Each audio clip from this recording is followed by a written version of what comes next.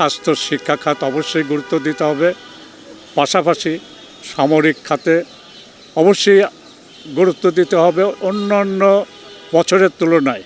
কারণ ভূ রাজনৈতিক বলেন বা আমাদের দেশের অবস্থানগত কারণেই সামরিক শক্তিকে আমার কাছে মনে হয় যে বৃদ্ধি করা উচিত। সর্বস্তরের মানুষের জন্য যেন চাল ডাল চিকিৎসা এগুলো খুব সহজলভ্য হয় এবং সবাই খুবই উপকৃত হয়।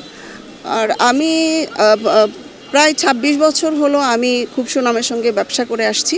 আমি একজন উদ্যোক্তা, তো আমি অনেক উদ্যোক্তা তৈরি করি, আমি দেশের বাইরে পাঠাই, তাদের দ্বারা অনেক রেমিডেন্স আসে।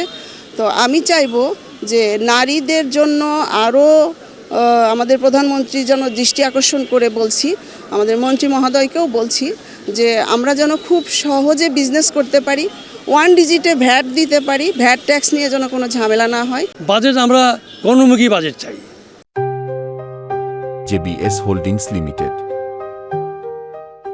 জনগণের নিম্ন আয়ের মধ্যবিত্ত যেন প্রত্যাশা পূরণ হয়, তাদের দ্রব্যমূল্য যেন দ্রুতগতি বা বৃদ্ধি না হয়, সহনশীলতামূলক বাজেট আমরা চাই। আমি যখন বাজারে যাচ্ছি, মাসে যে আমি খরচ করছি খাদ্যের জন্য, কিন্তু তার চেয়ে বেশি খরচ করতে হচ্ছে আমাকে চিকিৎসা ব্যয়ের জন্য, আমাকে বেশি খরচ করতে হচ্ছে।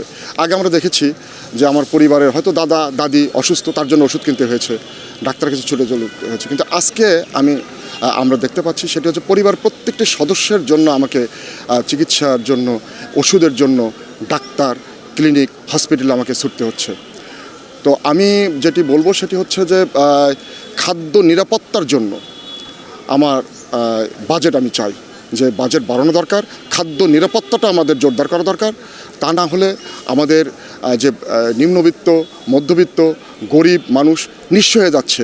আজকে তারা এনজিওর কাছ থেকে লোন নিয়ে আপনার চিকিৎসা ব্যয় বহন করতে হচ্ছে, ভিটেমাটি বিক্রি করে তাদের চিকিৎসা ব্যয় বহন করতে হচ্ছে। আমি বলবো যে আবারও বলবো যে স্বাস্থ্যের উপর বাজেটের জোর দেওয়া উচিত খাদ্য নিরাপত্তার জন্য। এবং আরেকটি কথা বলবো সেটি হচ্ছে যে সামরিক খাতে আমাদের ব্যয়টা বোধহয় বাড়ানোর সময় এসছে আমাদের।